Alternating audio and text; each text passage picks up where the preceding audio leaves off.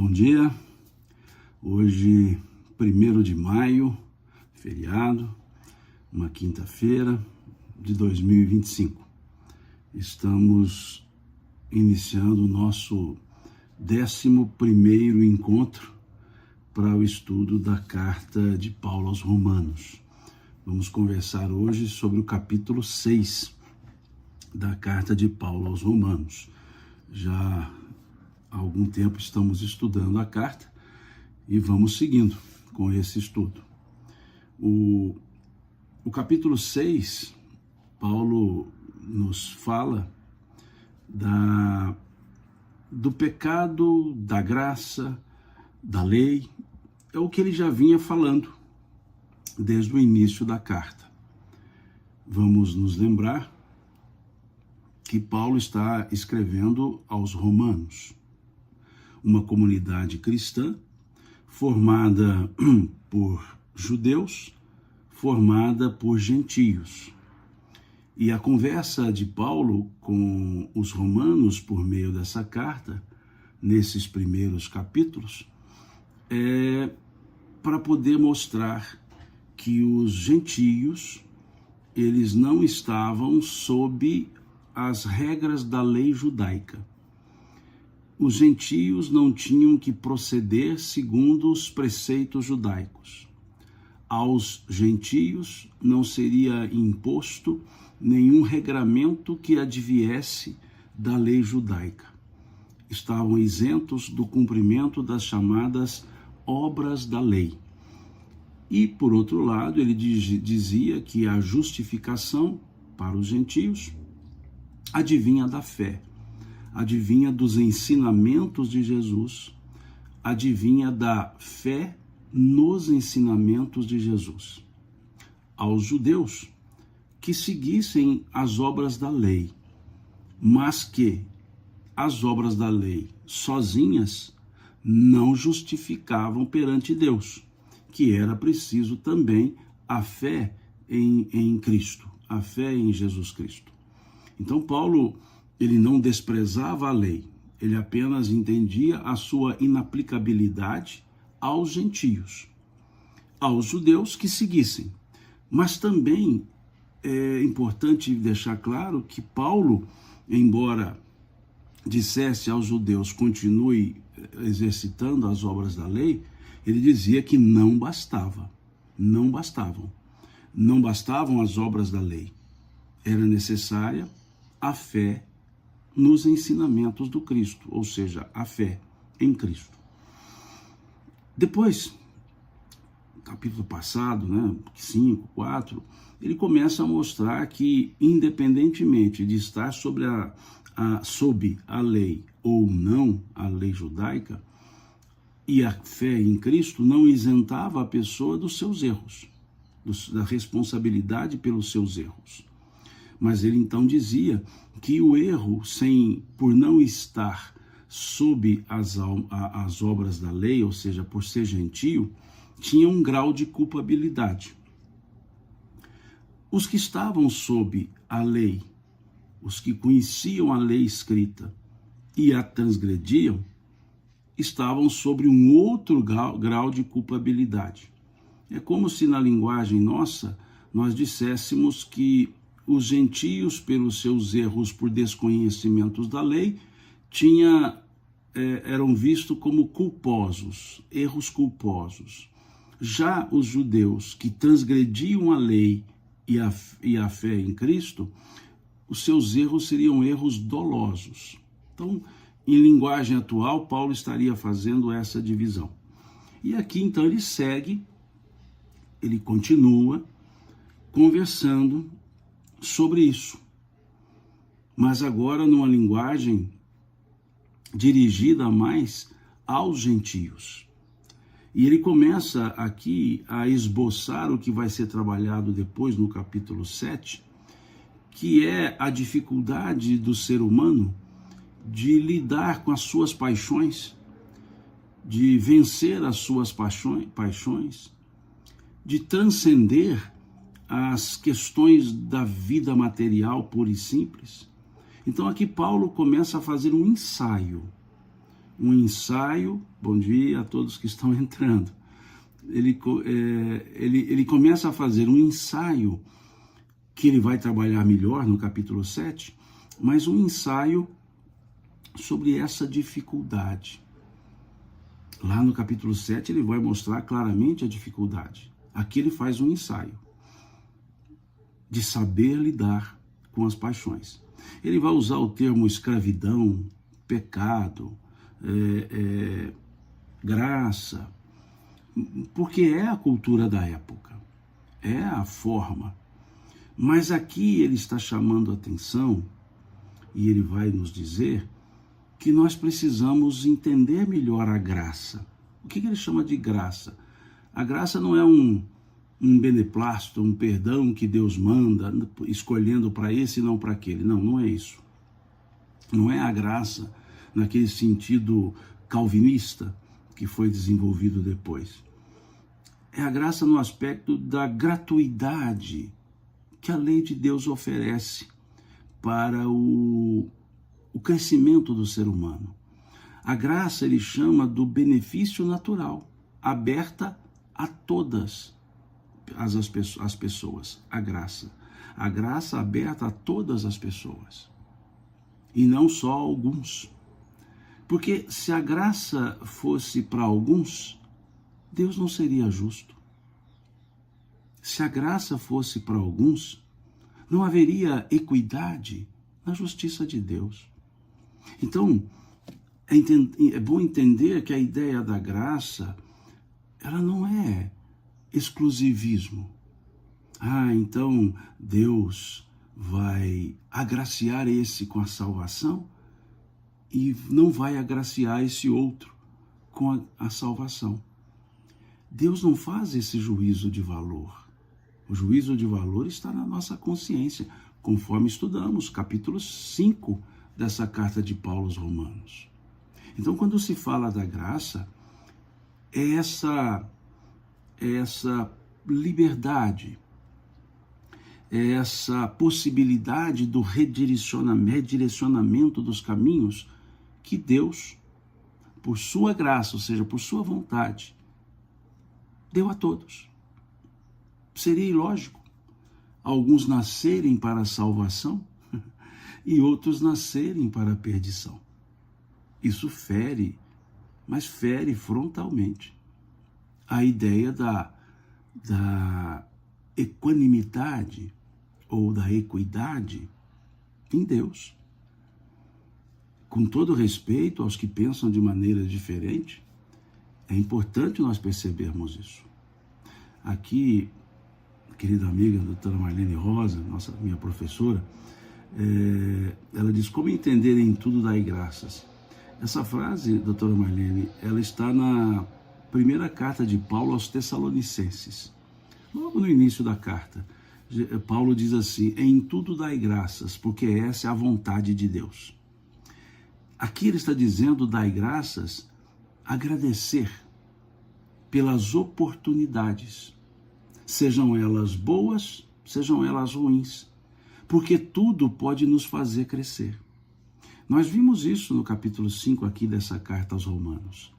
Quando Paulo fala, ele cita, ou ele traz, a ideia que Tiago, o apóstolo, trouxe também na sua carta, a ideia da provação.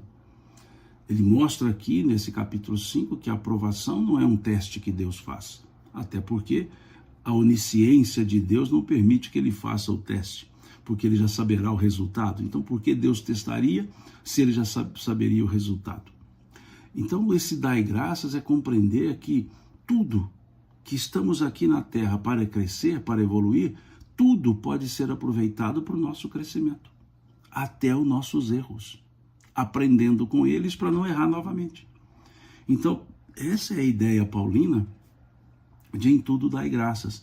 Aos Tessalonicenses ele diz isso: em tudo dai graças, porque essa é a vontade de Deus, dizia Paulo. Então vamos começar aqui a nossa leitura do capítulo 6. Dentro desse conceito, ou contexto que eu expliquei, essa introdução que eu fiz aqui.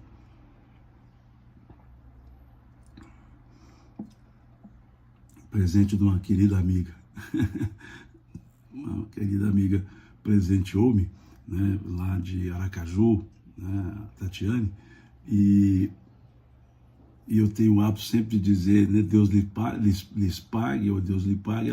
Eles colocaram aqui também, Deus lhe pague. Né? O pessoal a Tatiane e o pessoal da AGE, né, de Sergipe, Associação Jurídico Espírita do Estado de Sergipe. Então, eu adoro canecas, né? Eu tenho uma coleção de canecas. Então, sempre que eu ganho uma caneca de presente, eu fico satisfeitíssimo.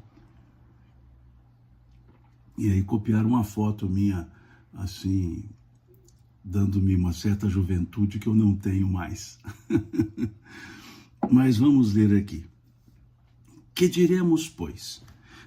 Permaneceremos no pecado para que seja a graça mais abundante? De modo nenhum, diz Paulo. Olhemos que frase interessante essa. Olhemos que frase interessante. Permaneceremos no pecado para que seja a graça mais abundante? De forma nenhuma. É o que dissemos, a graça, ou seja, esse benefício que Deus nos dá, de podermos nos arrepender, de podermos redirecionar nossos caminhos, de podermos começar de novo, de podermos reajustarmos-nos. Essa graça é que Paulo a ela se refere. E aí ele faz esse questionamento. Então, por Deus perdoar nossas ações, perdoar entre aspas, né? Vou usar o termo mais do evangelho mesmo. Por Deus, pela lei de Deus permitir a nossa reconciliação para com a nossa consciência, então nós podemos abusar disso? É isso que Paulo está ponderando. E é interessante esse questionamento de Paulo, porque nós podemos usar esse mesmo questionamento no pensamento espírita, em especial no pensamento reencarnacionista. Muitos dizem assim, essa ideia da reencarnação ela é tranquila, né? Porque aí a pessoa pode abusar, depois ela volta e conserta. E ela vai abusando, sabe que um dia ela vai se melhorar. Essa pergunta foi a que Paulo fez. E essa que nós podemos fazer. Permaneceremos no pecado para que seja a graça mais abundante? De modo nenhum. Ou seja, por eu saber que eu posso consertar meus erros, refazer meus atos, por eu saber que eu terei oportunidades outras de estar aqui na Terra para reparar os meus erros, então eu vou abusar do momento que eu estou? Eu vou negligenciar as minhas obrigações? De jeito nenhum. Porque quanto mais assim eu fizer, mais tempo eu terei para reparar, ou seja, mais necessidade de tempo eu terei para preparar.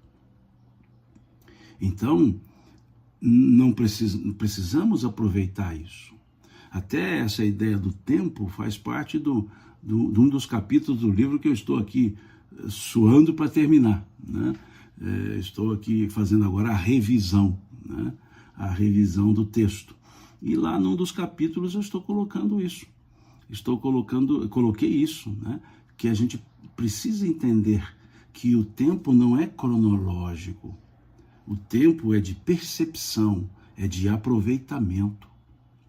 O tempo cronológico, ele é apenas um espaço, um interregno. O tempo cronológico, por exemplo, de um ano, é o espaço que a Terra percorre em torno do Sol. O tempo cronológico de um dia é o espaço que a Terra percorre em torno do seu eixo.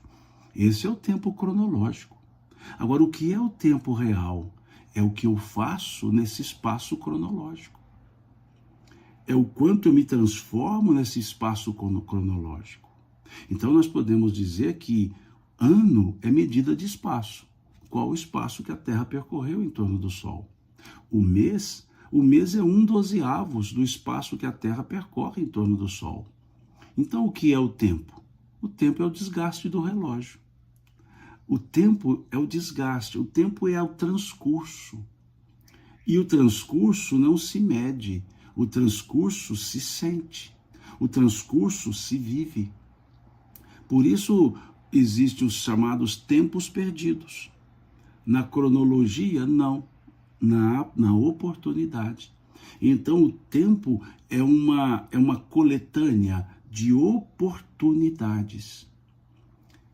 quanto mais eu deixar transcorrer a cronologia, o espaço de tempo, menos eu estou aproveitando a oportunidade ou as oportunidades que esse espaço de tempo me confere. Então a resposta de Paulo aqui ela é muito interessante. Permaneceremos no pecado para que seja a graça mais abundante? De modo nenhum.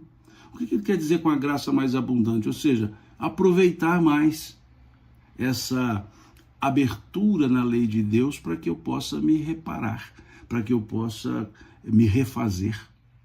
Então Paulo faz esse questionamento e responde dizendo que devemos aproveitar o tempo. Como dizia o Cristo. Como dizia o Cristo, né? Reconciliai-vos com os vossos adversários enquanto estáis a caminho com eles. Veja a frase do Cristo. Reconciliai-vos com os vossos adversários enquanto estáis a caminho com eles. Então veja, Jesus falando do aproveitamento do tempo. Dizem os hindus que 3 coisas nunca se reaproveitam: a oportunidade perdida, a palavra proferida e a flecha atirada. Elas nunca voltam. Mas se nós olharmos, as oportunidades passam, não voltam. Mas no processo de refazimento, eu terei outros momentos para poder refazer, mas não mais nas mesmas condições. Se numa encarnação eu tenho uma oportunidade e não a aproveito para o fim do crescimento, na outra vez que surgir uma oportunidade, não será a mesma e não será na mesma intensidade. Talvez exigirá de mim mais esforço. Mais esforço. É importante nós, então, entendermos que não é por termos a oportunidade ou termos oportunidades que nós deixaremos de vivenciar plenamente cada uma delas. Eu volto a dizer, uma oportunidade que aparentemente volta não é na mesma circunstância. Não será na mesma circunstância. Então é isso que Paulo está dizendo. Que diremos, pois? Permaneceremos no pecado para que seja a graça mais abundante? De modo nenhum, disse ele. E ele segue. Como viveremos ainda no pecado, nós que para ele morremos? Ou porventura ignorais que todos nós que fomos batizados em Cristo Jesus, fomos batizados na sua morte? Aqui vai começar um trenzinho muito interessante na argumentação de Paulo. É o que eu digo sempre, já disse isso aqui, vocês já devem estar se cansando disso. Paulo era um mestre da escrita. Segundo ele não era bom orador, ele mesmo diz isso, mas um escritor de uma envergadura, de uma capacidade cuja envergadura nós não conseguimos talvez entender. Ele nos entrega raciocínios a mancheias, raciocínios muito bem feitos. Vejam daqui para frente como é que ele faz. Porventura ignorais que todos nós fomos batizados em Cristo Jesus, fomos batizados na sua morte? Fomos, pois, sepultados com ele na morte, pelo batismo, para que, como Cristo foi ressuscitado dentre os mortos pela glória do Pai, assim também andemos nós em novidade de vida? Porque se somos unidos a ele na semelhança da sua morte, certamente o seremos também na semelhança da sua ressurreição. Que primor! Isso aqui é um primor. É um primor. Paulo aqui, ele nos dá uma aula de raciocínio lógico, ele nos dá uma aula de silogismo aristotélico. É muito belo isso. O Nelson faz uma pergunta aqui, eu consegui ver agora. Simão, fico intrigado com uma coisa. Se existe a lei da reencarnação, como fica quem não acredita nela? Reencarnando do mesmo jeito. Vamos lá. A lei da gravidade existe. Se eu não acreditar nela, eu continuarei caindo se eu saltar? Sim. O fato de não acreditar na lei da gravidade não me faz deixar de cair. Se eu pular, eu cairei. Independentemente se eu acredito ou não na lei da gravidade, porque a lei da gravidade é uma lei natural. Da mesma forma, a reencarnação. A reencarnação é uma lei natural, não é uma invenção. Mesmo que eu não acredite nela, reencarnarei. Então, é muito simples isso, Nelson. Da mesma forma, se eu não acreditar na lei da gravidade, se eu pular, cairei. Se eu não acreditar na reencarnação, reencarnarei. Sem problema nenhum, porque é uma lei natural. Voltando aqui, então, à ideia paulina, ele faz o seguinte raciocínio. Lembram que eu ponderei que... Boa ideia. Desculpa, eu vou fechar aqui, vou fazer outro parênteses. O Gil Brandão diz assim, verdade incontestável. É importante isso, viu, Gil, essa frase que você colocou, porque é o que muitas vezes gera uma dúvida. Na questão 171,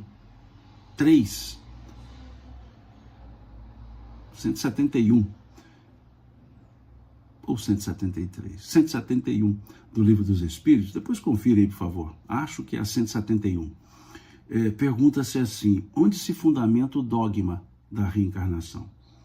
E aí muitos questionam essa pergunta, dizendo, por que colocou dogma, se o Espiritismo diz não haver dogma? Dogma, nós temos duas definições. Existe o dogma religioso, que segundo o pequeno dicionário católico de João Maia, diz que é verdade indiscutível. Verdade indiscutível. Lá ele diz assim, verdade indiscutível. Ele diz, ponto fundamental de uma doutrina religiosa. Verdade indiscutível, passivo de heresia quem dela divergir. É assim que diz, né? É um dicionário chamado Pequeno Dicionário Católico de João Maia. E eu estou olhando assim porque ele está lá em cima, não vou levantar-me aqui para te dar uma escadinha para pegar ele lá na estante de cima. Então ele diz isso. Mas quando se olha a palavra dogma, como nós temos dogma na ciência, né? O dogma científico, que também podemos chamar de axioma, nós temos ali uma outra definição. Verdade incontestável. Se não é a mesma coisa, não. Indiscutível e incontestável são coisas distintas. O incontestável eu posso discutir, mas eu não conseguirei contestar, porque será verdade. Todas as discussões, todos os raciocínios, todas as tentativas, mesmo refratárias, não derrubarão a verdade, mas ela é discutível, porém incontestável. Indiscutível quer dizer nem discutir eu posso, eu tenho que aceitar, eu tenho que, na linguagem jocosa, engolir seco, né? Engolir sem mastigar, vamos dizer assim, sem a salivação. Isso é indiscutível, é como se dissesse, pronto, não se discute a respeito. O incontestável discute-se a respeito, mas chegará à conclusão que é verdade. Ou seja, a contestação não terá efeito. Agora, a discussão poderá acontecer. Então, por isso que está colocado na questão 171 do Livro dos Espíritos, qual é onde se fundamenta o dogma da reencarnação. Em francês, dogme, né? Que significa verdade incontestável. Então, lá está perguntando onde se fundamenta a verdade. da reencarnação. Então a lei de gravidade, a lei da gravidade, por exemplo, ela é incontestável, mas ela não é indiscutível. Pode-se discutir se a gravidade é uma atração, se a gravidade é uma refração da energia, pode-se discutir, mas a gravidade ali está. Então ela é incontestável, mas discutível. Então, no sentido religioso, dogma significa verdade indiscutível. E no mundo científico, filosófico, dogma significa verdade incontestável.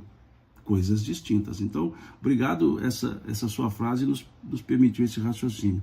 A TMC Menezes pergunta, silogismo aristotélico, explique, por favor. Tá, a gente diz isso porque Aristóteles ele desenvolve a ideia da lógica. Então nós chamamos de silogismo, né? A lógica aristotélica. Na matemática, por exemplo, diz assim, se A é igual a B e B é igual a C, logo A é igual a C. Isso é o silogismo. É quando a lógica ela é bem clara. Ela é bem clara. Então diz assim, se A é igual a B e B é igual a C, A é igual a C. Por quê? Porque ele é igual a B e B é igual a C. Então isso resumidamente, é o silogismo, né, aristotélico. É aquela lógica mais lógica, né? Então Paulo faz isso aqui. Se nós morremos com a morte do Cristo, e o Cristo ressuscitou, logo nós ressuscitamos com a ressurreição do Cristo. Então o que ele está usando aqui, se formos unidos com Cristo na semelhança da sua morte, seremos também unidos na semelhança da sua ressurreição. É isso que Paulo está dizendo, é um silogismo. Então vejamos, por que Paulo fala tanto da morte e da ressurreição? Da morte e da ressurreição. Porque Paulo capta o cerne da mensagem do Cristo. Não estou me referindo ao cerne filosófico, o amor, não. Ao cerne da mensagem do Cristo. Por quê? O Cristo falava da continuidade da vida. Ele dizia, meu reino não é deste mundo. Então o Cristo falava da imortalidade. Ele morre. Quando ele morre, como que ele provaria a imortalidade se ele morreu? Reaparecendo.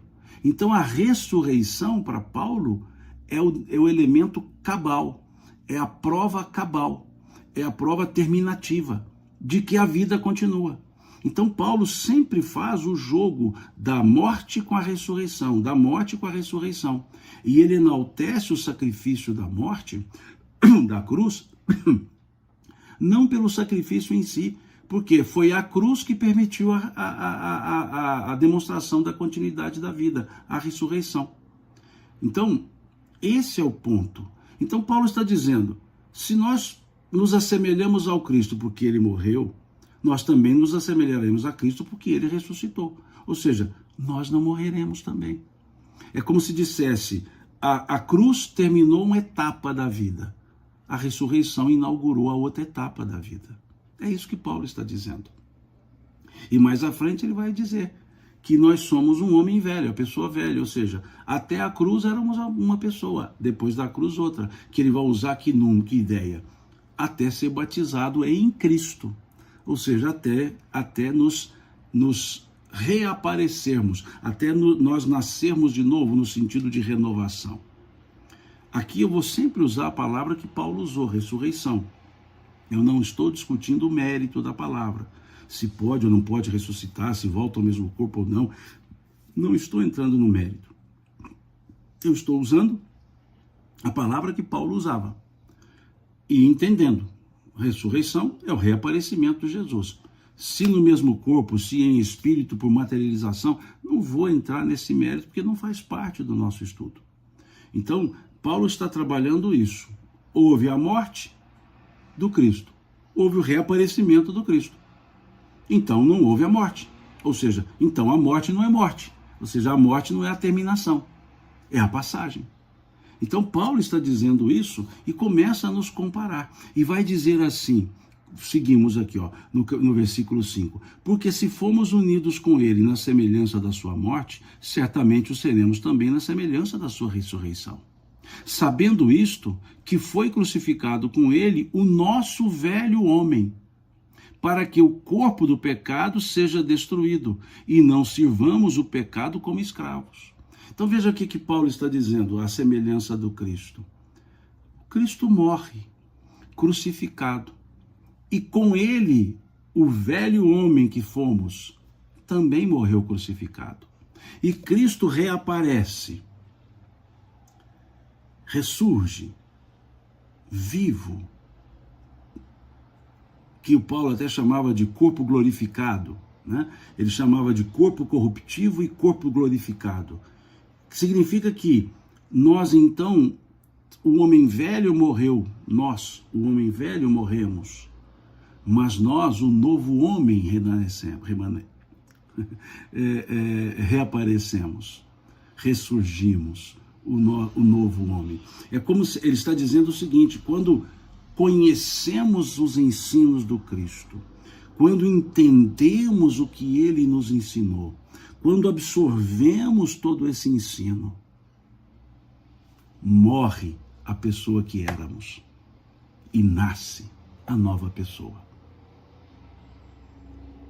Quando aqui a Catarina fala batismo de água e batismo de espírito, Catarina, Paulo não trabalhava com a ideia de batismo como cerimônia entronizadora, como as igrejas muitas trabalham. Não é uma cerimônia para entronizar. Quando ele fala do batismo, é o renovar.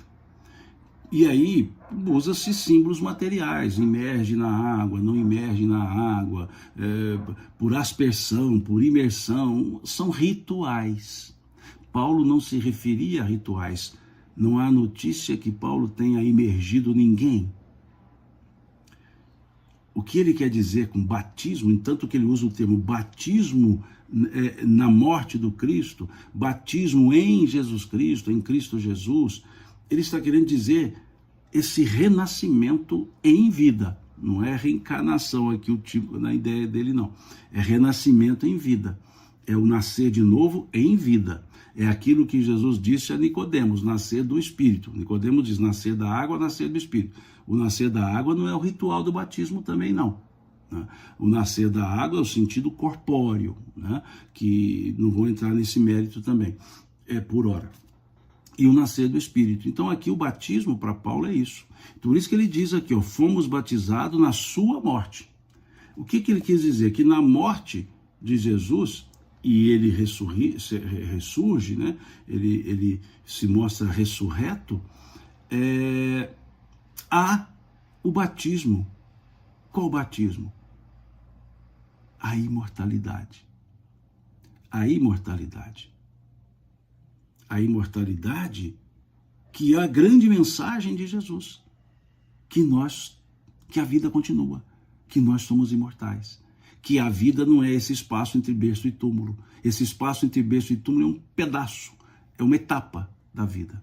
Então isso é o que Paulo está dizendo. E aí ele diz com uma coisa muito bonita esse versículo 6. Sabendo isto, ou seja, sabendo que morremos em Cristo e renascemos com Cristo ressurreto, sabendo isto, que foi crucificado com ele o nosso velho homem, para que o corpo do pecado seja destruído e não sirvamos o pecado como escravos. Ou seja, aquela outra frase de Paulo muito interessante, que ele dizia, quem conhece a Cristo, nova criatura é. Morre-se o homem velho, nasce o homem novo. E a gente vê muito isso em algumas falas de pessoas. Há pessoas que, emocionadas, dizem, depois que eu encontrei Jesus, eu me transformei. Depois que Jesus entrou na minha vida, eu me transformei. Depois que eu aceitei Jesus, me transformei. É uma forma emocionada de dizer que depois que teve acesso a esses ensinos de Jesus, o jeito de enxergar a vida mudou. E é isso que acontece. Quando nós entendemos a realidade da vida, quando entendemos a imortalidade, quando entendemos a amorosidade, a afetuosidade, a respeitabilidade, o nosso olhar para tudo na vida muda. A compreensão para com as pessoas, para com os atos das pessoas, enxergando a pessoa além do ato, tudo isso muda. Tudo isso muda. Então, quando as pessoas emocionalmente dizem isso, quando eu aceitei Jesus, eu me transformei, é nesse sentido.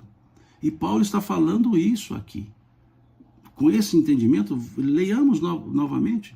Se fomos unidos com ele, com Cristo, na semelhança de sua morte, certamente o seremos também na semelhança da sua ressurreição. Sabendo isto, que foi crucificado com ele o nosso velho homem, para que o corpo do pecado seja destruído, e não sirvamos o pecado como escravos. Porquanto, quem morreu está justificado do pecado. Ora, se já morremos com Cristo, cremos que também com ele viveremos. Morremos com Cristo, com ele viveremos. Passado, futuro, homem velho, homem novo. Morremos, viveremos. Agora, morremos com Cristo, o homem velho. Cremos que também com ele, Cristo, viveremos. Sabedores de que, havendo Cristo ressuscitado dentre os mortos, já não morre. Já não morre. A morte já não tem domínio sobre ele. Esse é um grande raciocínio de Paulo. Nós precisamos, talvez, utilizar mais esses raciocínios paulinos. Aqui, deixa eu ver, aqui tem um comentário. Uma pergunta, né? Um comentário, que quando Jesus nasceu para mim, ela pergunta, Paulo em Damasco. Sim. E aí uma pergunta interessante, Valéria. O Cristo, ele nasce para cada pessoa em momentos diferentes. Para Paulo foi lá na estrada de Damasco, na chegada em Damasco. Para Pedro foi quando ele foi chamado para jogar as redes fora, assim como seu irmão André. Para Mateus foi quando ele disse lá na banca de impostos, levanta e segue-me. Né? Então, o Cristo vai nascendo para cada pessoa. E a Marlene, a doutora Marlene pergunta, homem velho, homem novo, Paulo é pioneiro nessa expressão? Em linguagem cristã, sim. Paulo, ele que traz esse raciocínio. Ele traz esse raciocínio para mostrar dois momentos, né? Homem velho e homem novo, que no equivalente, doutora Marlene, a linguagem do Velho Testamento, lá do Gênesis, a expressão é andou com Deus, não andou com Deus, ou seja, um período da vida sem andar com Deus, um período da vida andando com Deus. E todas as vezes no Velho Testamento, lá no Gênesis, que se coloca isso, ele conta a idade da pessoa. E conta assim, por exemplo, viveu 300 anos e andou com Deus e viveu mais 632, né, Matusalém. Veja, então Paulo usa a mesma ideia, mas com outra expressão. Quando se conhece a Jesus, o homem velho desaparece e o novo homem, ou o homem novo, surge. Ou seja, renovação. Né? Então, e é verdade isso. Agora, a gente pode raciocinar dizendo que são 3 fases nesse processo. Esse processo da transformação do homem velho para o homem novo são 3 fases. Existe a primeira fase, que é aquela fase, digamos, quando nós tomamos conhecimento do ensino de Jesus. É quando nós entramos nos ensinos de Jesus. É a fase da euforia, do entusiasmo, da exaltação. É a fase externa, queremos convencer a todo mundo, só falamos disso. É essa fase que entramos nesses ensinos. Depois vem a segunda fase, quando esses ensinos entram em nós. Entramos nos ensinos, os ensinos entram em nós. Essa segunda fase é reflexiva.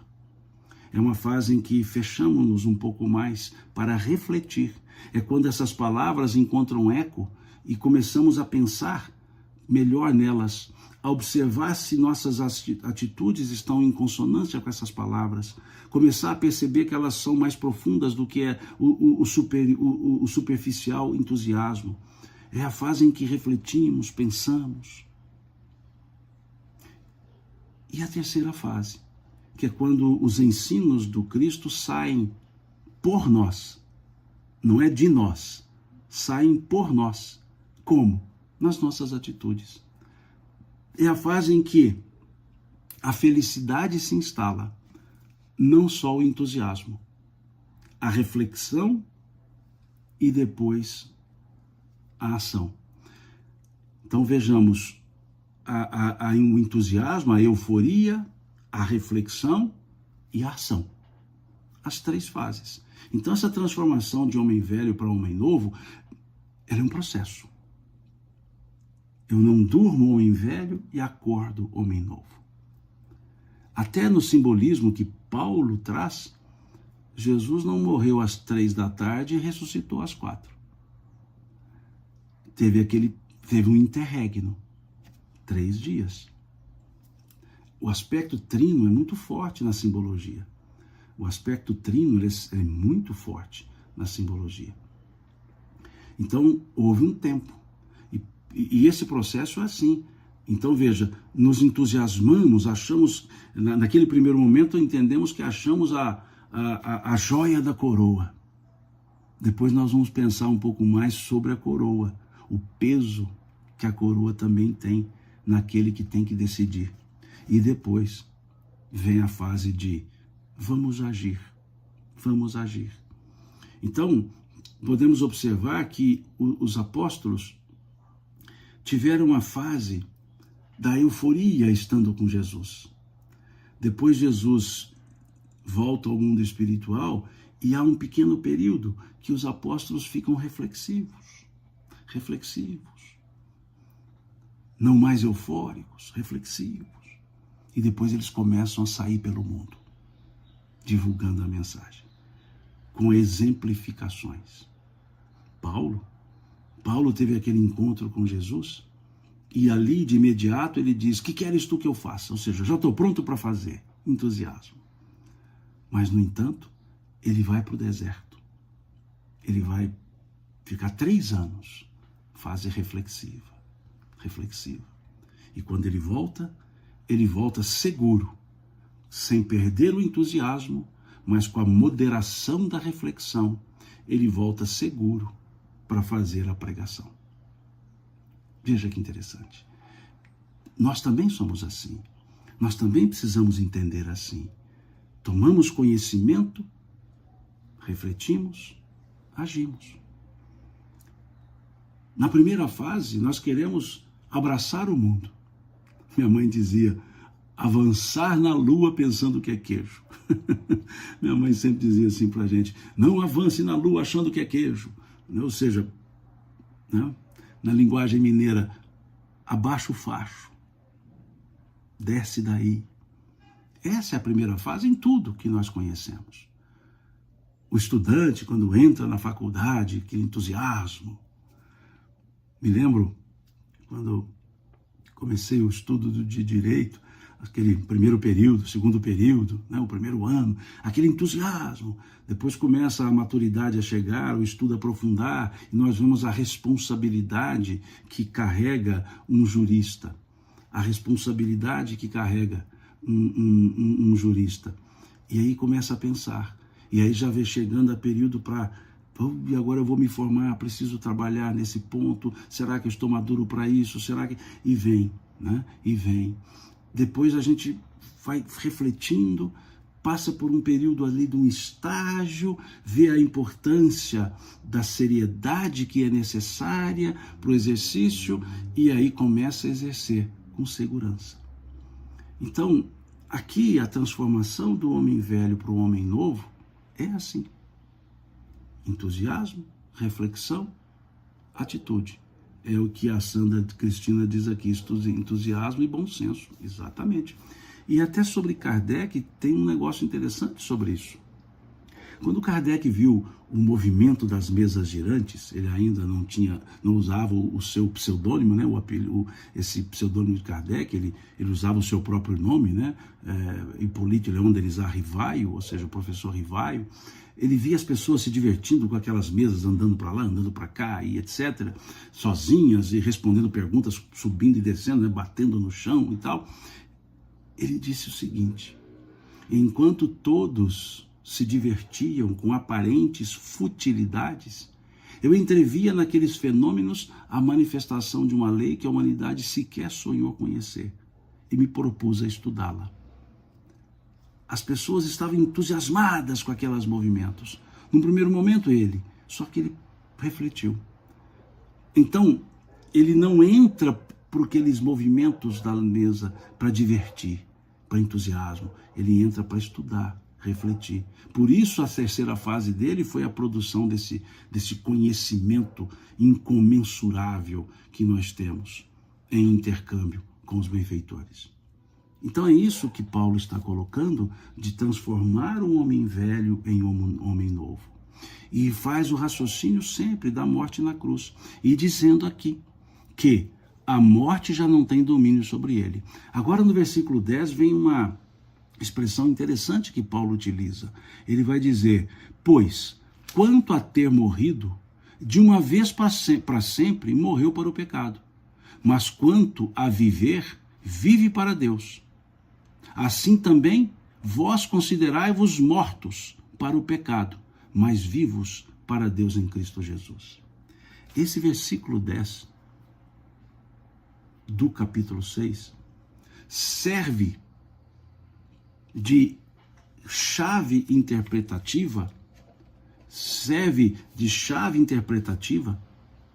para entender o que Paulo fala aos Hebreus, lá no capítulo 9. Ao homem está determinado morrer uma só vez, depois disso o juízo. Qual é a chave para eu entender essa frase? É essa que está no versículo 10. Porque a morte a qual Paulo se refere não é a morte física. É a morte para o pecado, e só se morre uma vez para o pecado. E onde está essa chave para entender o Hebreus 9, que muitos citam para dizer, tá vendo, não existe ideia reencarnacionista, etc. A chave está em entender qual é a epistemologia paulina. E a chave está aqui, versículo 10 do capítulo 6 da carta aos Romanos. Pois, quanto a ter morrido, de uma vez para sempre, morreu para o pecado. E depois disso é o juízo, sem dúvida nenhuma. Mas quanto a viver, vive para Deus. Assim também vós considerai-vos mortos para o pecado, mas vivos para Deus em Cristo Jesus. Mortos para o pecado, uma vez só. Vivos para Deus, é o juízo. Então, aqui Paulo está querendo nos mostrar que não se deve, que não se volta depois que se aprende. Que não há retrogradação. Morreu para o pecado, assim como Jesus ressuscitou, entre aspas, ressuscitou uma vez só e não mais morreu, disse ele aqui, né? Ele diz aqui, né? Cristo ressuscitado dentre os mortos já não morre. A morte já não tem domínio sobre ele. Pois quanto a ter morrido de uma vez para sempre, morreu para o pecado. Mas quanto a viver, vive para Deus. Assim também vós considerai-vos mortos para o pecado, mas vivos para Deus em Cristo Jesus. E aí no versículo 12 e à frente, ele vai desenvolver o raciocínio sobre a prevalência, muitas vezes, das paixões, usando a nossa energia para as coisas vis, usando todo digamos, os nossos dons para satisfazermos-nos a nós mesmos. E ele vem fazendo essa crítica agora a partir do versículo 12. Ele vem dizendo, não reine, portanto, o pecado em vosso corpo mortal, de maneira que obedeçais às suas paixões. Nem ofereçais cada um os membros do seu corpo ao pecado como instrumentos de iniquidade, mas oferecei-vos a Deus como ressurretos, como ressurretos, ou seja, como se tivéssemos nascido, vindo da morte, como ressurretos, diz ele aqui, dentre os mortos, e os vossos membros a Deus, como instrumentos de justiça, porque o pecado não terá domínio sobre vós, pois não estáis debaixo da lei, e sim da graça. E sim da graça. Veja como ele diz. Então, depois que ele explica tudo isso, que morre o homem velho, surge o homem novo, que assim como Jesus teve 2 tempos, né, a vida material e a vida espiritual demonstrados os 2 tempos, ele diz então, não reine, portanto, o pecado em vosso corpo mortal, de maneira que obedeçais às suas paixões. É aquilo que Paulo dizia, já não sou eu mais quem vivo, mas o Cristo quem vive em mim. As paixões, elas são passageiras, elas são, mineiramente falando, fogo de palha, fugaz. Então Paulo diz, utilize-se inteiramente para o bem. Use os seus pendores para o bem. É isso que ele está dizendo. E aí segue falando agora, usando o mesmo raciocínio, mas com outras palavras, do versículo 15 ao versículo 23. Com as mesmas características. Vejam, e daí? Ele faz a mesma pergunta que ele fez no início. E daí?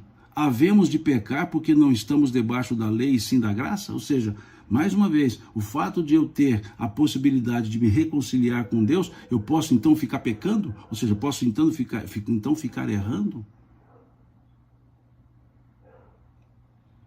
É isso que ele está perguntando. Não estou debaixo da lei, ok, não vou seguir as leis mosaicas, como Paulo também trabalhou, correto. Mas por causa disso, e porque eu estou debaixo da graça, posso ficar errando então? Ou seja, tudo bem, eu posso me reconciliar comigo mesmo, eu posso me arrepender, então eu vou errando, depois mais para frente eu arrependo. Deixa eu somar mais erros para fazer um arrependimento por atacado. E Paulo diz, é isso? Não, veja o que ele fala. Havemos de pecar porque não estamos debaixo da lei e sim da graça? De modo nenhum, responde ele. Não sabeis que daquele a quem vos ofereceis como servos para a obediência, desse mesmo a quem obedeceis sois servos, seja do pecado para a morte ou da obediência para a justiça? Mas graças a Deus, porque outrora escravos do pecado, contudo vieste a obedecer de coração a forma de doutrina a que fostes entregues. Essa frase é belíssima, esse versículo é importante. Aliás, todos. Ele está dizendo, olha, graças a Deus, né, porque outrora, no passado, escravos do pecado, o homem velho. Contudo, vieste a obedecer de coração, em forma de doutrina, a que fostes entregues. Obedecer de coração em forma de doutrina. Ele está dizendo, os ensinamentos do Cristo, eles não são somente para o intelecto, eles precisam ser sentidos. Então Paulo aqui, quando ele diz, viestes a obedecer de coração em forma de doutrina. Então não é a doutrina seca, fria, teórica, é a aplicação dessa doutrina, é o que ele chama de obedecer de coração. Olha que coisa bonita. Adianta eu saber de cor e como dizíamos aqui, dizemos em Minas, saber de cor e salteado o texto, se eu não o tenho guardado em sentimento, se eu não tenho envolvimento em sentimento? Posso recitar todos os textos de cor, dizer capítulo, versículo, item, subitem, a linha, posso dizer qualquer. Mas se isso não estiver sendo sentido, não terá sentido, ou seja, será frio. É o sentimento que ele está chamando a atenção. Viestes a obedecer de coração, em forma de doutrina, a que fostes entregues. E uma vez libertados do pecado, fostes feitos servos da justiça. Servos da justiça, ou seja, servos do que é justo. Falo como homem, por causa da fraqueza da vossa carne. Assim como oferecestes os vossos membros para a escravidão da impureza e da maldade para a maldade, assim oferecei agora vossos membros para servirem à justiça para a santificação. Porque, quando éreis escravos do pecado, estáveis isentos em relação à justiça. Naquele tempo, que resultados colhestes? Somente as coisas de que agora vos envergonhais, porque o fim delas é a morte. Agora, porém, libertados do pecado, transformados em servos de Deus, tendes o vosso fruto para a santificação e, por fim, a vida eterna. Porque o salário do pecado é a morte, mas o dom gratuito de Deus é a vida eterna, em Cristo Jesus, nosso Senhor. E assim encerra o capítulo 6. Vejam que primor, vejam que capítulo profundo, gostoso de se ler. Gostoso de se ler. Esse capítulo paulino. O que ele está falando? Que nós somos pessoas que podemos nos transformar, podemos mudar, podemos reconciliarmos-nos com a nossa consciência, podemos refazer os nossos atos. E que quando assim entendemos, nós dividimos a nossa vida numa fase que ele chamou de homem velho, velho homem, e na outra que ele chamou de novo homem, novo ser. É aquela ideia que Chico até reproduziu, em outras palavras, a ideia, quando ele dizia, ou quando ele disse, embora ninguém possa voltar atrás e fazer um novo começo, qualquer um pode começar agora e fazer um novo fim. É isso que Paulo está dizendo. E o agora dele está aqui a doutrina do Cristo. Veja, obedecer de coração em forma de doutrina. Está aqui. Se nós entendermos isso, o depois seremos outra pessoa. Volto a dizer, outra pessoa. A Iana pergunta aqui, o que seria o salário do pecado? Boa pergunta. É a frase de Paulo, versículo 23, porque o salário do pecado é a morte. Isso está, Iana, no capítulo 2, versículo 17 do livro Gênesis, do Velho Testamento.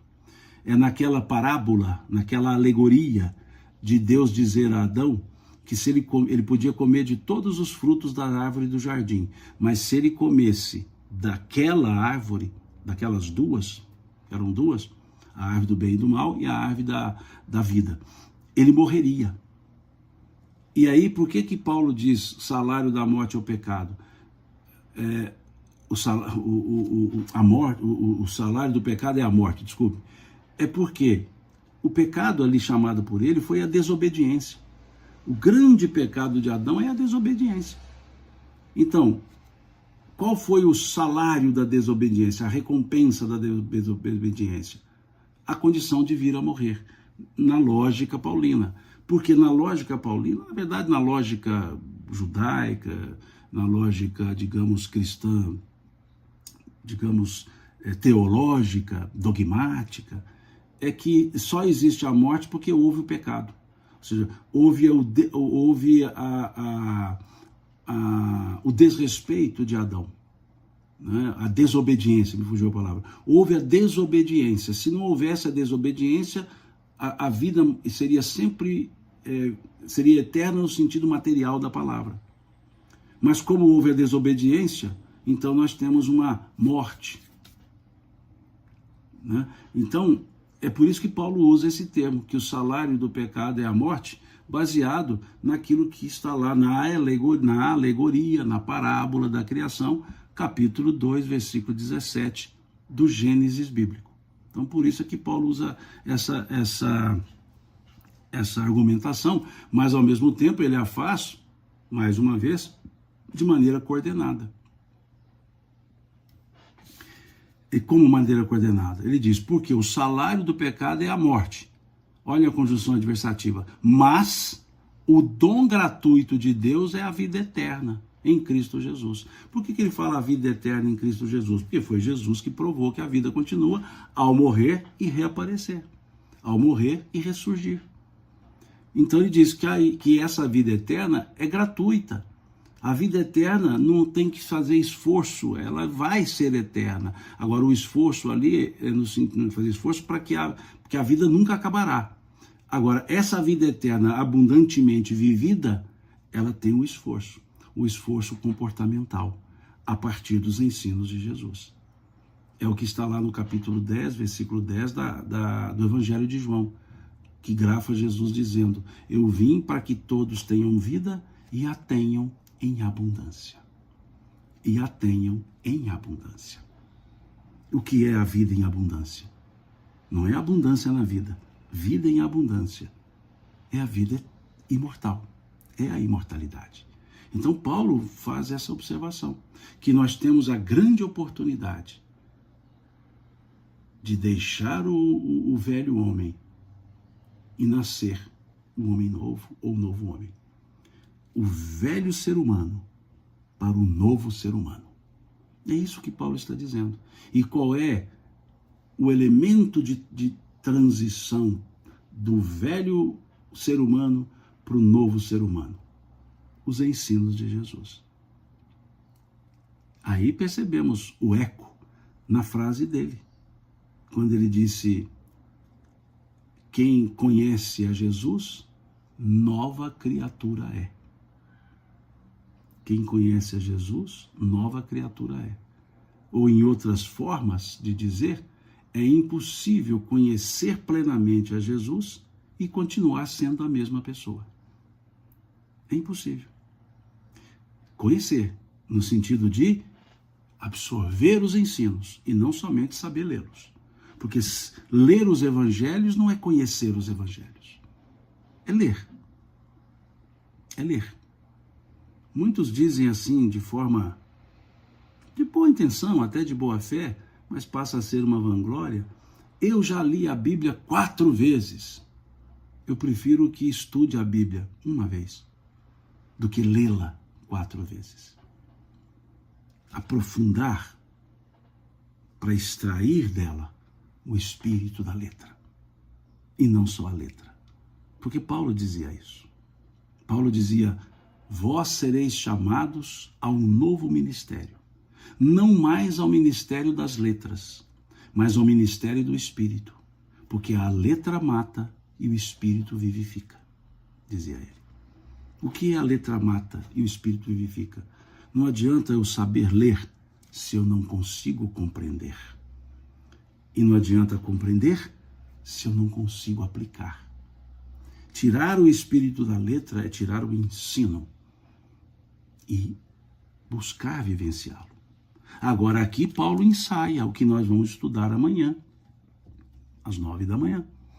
Quando ele ensaia aqui dizendo: falo como homem por causa da fraqueza da vossa carne. Porque aqui ele ensaia o que ele dirá aqui no capítulo 7, lá a partir do versículo 15, mais ou menos, quando ele vai falar, do versículo 7 à frente, quando ele vai falar da lei e o pecado, e ele vai falar, né, da dificuldade que é. Eu vou fazer um spoiler. Cenas do próximo capítulo, creio eu que não será na manhã, porque amanhã nós veremos do 1 a... vamos tentar, né? Mas se der nós faremos, se não será no domingo, sem problema nenhum, será no sábado. Vejam, vou fazer só o spoiler. Paulo dizendo assim, vejam: porque nem mesmo compreendo o meu próprio modo de agir. Olha Paulo dizendo: porque nem eu mesmo compreendo o meu próprio modo de agir, pois não faço o que prefiro, e sim o que detesto. Olha Paulo dizendo: ora, se faço o que não quero, consinto com a lei que é boa. Neste caso, quem faz isso já não sou eu, mas o pecado que habita em mim. Porque eu sei que em mim, isto é, na minha carne, não habita bem nenhum, pois querer o bem está em mim, porém não efetuá-lo. Porque não faço o bem que prefiro, mas o mal que não quero, faço. Mas se eu faço o que não quero, já não sou eu quem faz, e sim o pecado que habita em mim. Então, aqui no versículo 18 do capítulo 6, ele vai dizer que nem sempre nós conseguimos pela fraqueza da nossa carne. Então, Paulo vai mostrar que essa transformação, ela não é simples. Por isso eu digo, por isso eu disse, é uma transformação que necessita reflexão, necessita ação. Por isso é um processo. Ninguém transforma-se da água para o vinho. É um processo. É um processo. Essa é a ideia trazida aqui por Paulo nesse capítulo, né? Agora deixa eu dar uma corrida rápida aqui em algumas perguntas surgiu e eu não pude ver, comentários também. Por isso muitos não entendem os dizeres das Escrituras. Temos que ter a percepção do amor. Sim, claro. A Pauliane diz, e nessa transmutação nos tornamos homens novos na evangelização moral cristã. Correto.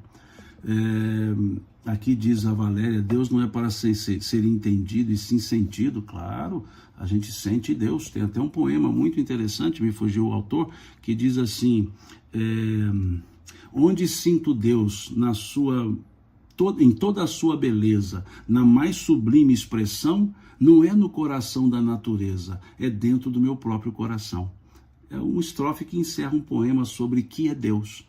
Então ele encerra assim, onde sinto Deus com mais beleza, na sua mais sublime expressão, não é no coração da natureza, é dentro do meu próprio coração. Muito bem lembrado aqui por Valéria, né? Ver se tem mais algo. Fé igual sintonia, perfeito, Valéria colocando. O que mais nós temos aqui? Então, a morte de Adão é a expulsão do paraíso? Em tese, sim. Isso, TMC.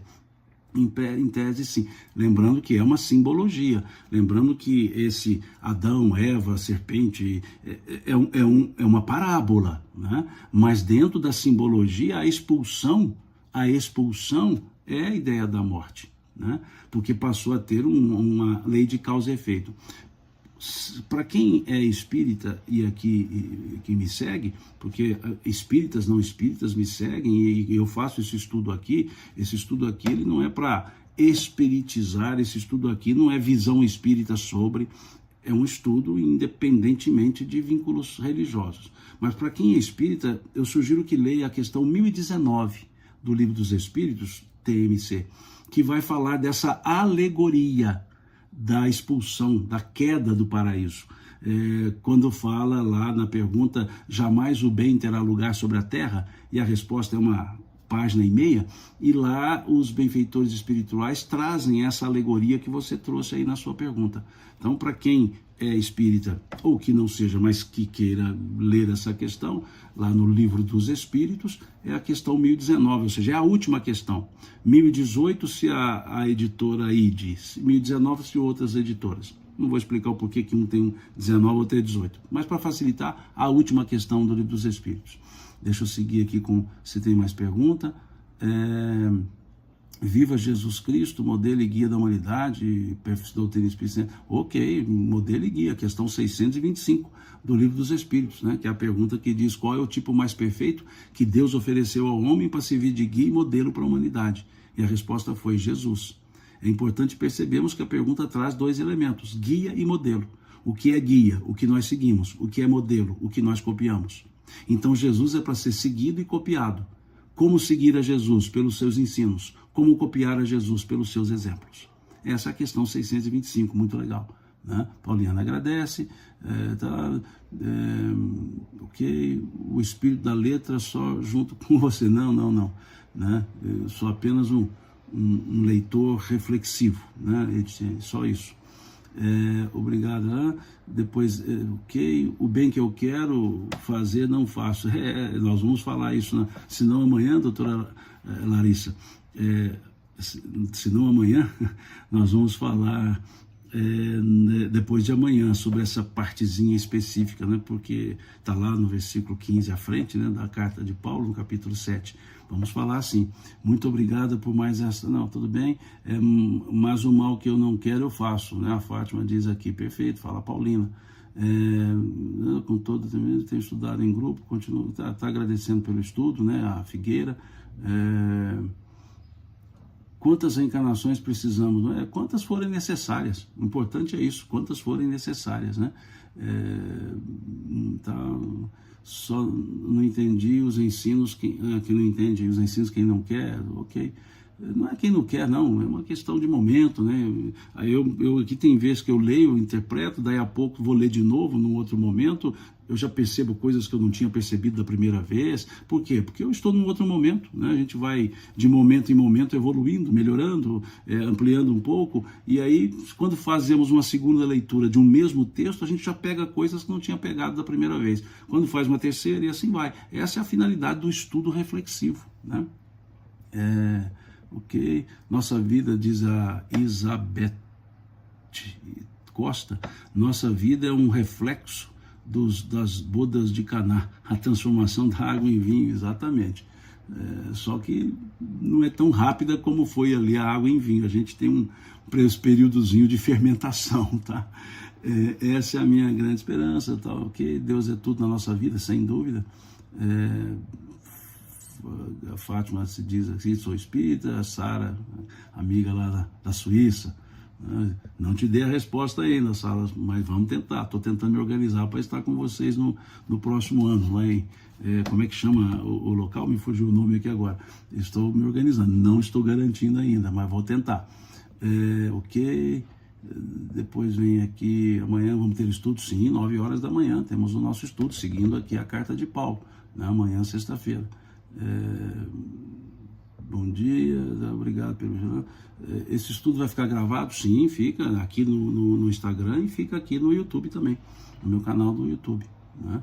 Bom, foram esses os comentários, né? A Sara está dizendo lá em Mochar, né? Mochar. Vamos tentar, viu, Sara? Vamos tentar estar com vocês lá, né? No ano de 26. Não estou garantindo ainda porque eu tenho que conciliar a minha agenda pessoal, profissional, a minha agenda de palestras e com a saúde também. Então, tem hora que fica difícil, né?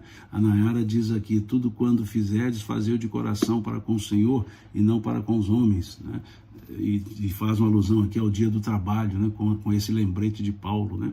Muito bom, como temos lá a parábola do mordomo infiel, que seria interessante quando diz o Cristo, digno é o trabalhador do seu sustento, né?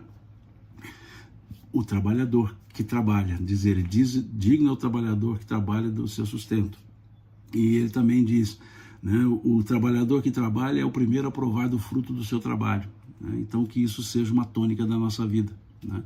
Que de fato os trabalhadores sejamos os primeiros a provar do nosso próprio trabalho, que a retribuição seja, né, sempre justa, né? É o que nós pedimos, que não haja exploração, que haja sempre a respeitabilidade ao trabalhador, principalmente àqueles que têm, digamos, menor condições de lidar em busca dos seus próprios direitos. Então, se somos os trabalhadores, trabalhemos com afinco. Se somos os empregadores, sejamos respeitosos, justos e corretos para com aqueles que nos ajudam, né? Se somos os trabalhadores, ajudemos com o coração aberto, né? Façamos o que podemos fazer, né? Não sejamos desidiosos, sejamos sempre dedicados. Então, nesse dia do trabalho, vou trazer uma das ideias que os benfeitores trazem quando perguntam sobre o trabalho. Eles dizem toda ocupação útil é um trabalho. Então façamos do nosso trabalho uma ocupação útil. Transformemos os nossos trabalhos por ocupações úteis. Em outras palavras, sejamos úteis com o nosso trabalho também. Não pensemos no nosso trabalho somente pelo termo remuneratório. Busquemos com as nossas profissões, além de remunerarmos-nos, o que é justo, o que é lícito, sejamos também úteis com aquilo que fazemos. Lembremos da frase de Paulo, dá mais do que te pedem. Então transformemos nossa profissão num ganha-pão, sim, é importante, mas que também seja um ponto de utilidade nossa para com as pessoas, prestando o melhor que pudermos. Paulo, aos Colossenses, ele fala do ensino e diz: se a tua tarefa é ensinar, haja dedicação ao ensino. Então podemos colocar, se a nossa tarefa é sermos úteis, sejamos úteis, dedicadamente úteis em tudo que fizermos. Agradeço a vocês pelo acompanhamento, né, por essa paciência em me acompanhar aqui nos estudos, e amanhã estaremos de volta, se Deus quiser. Fiquem com Deus, um ótimo feriado a vocês, e nos encontraremos amanhã. E para quem quiser, hoje, às 18 horas, ainda temos o nosso estudo, né, salvo engano, o 6º estudo de uma visão histórica do cristianismo. Então, todos os dias até amanhã, estou fazendo esse estudo de uma história do cristianismo bem superficial.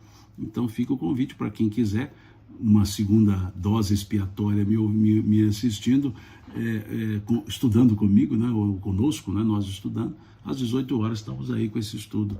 Né? Hoje falaremos do cisma do Oriente, né, a divisão da igreja do Oriente, século XI. Ok? Muito obrigado, eu que agradeço a vocês, doutora Larissa, agradeço a todos vocês, que Deus nos abençoe e nos encontraremos. Até. Deus lhes pague.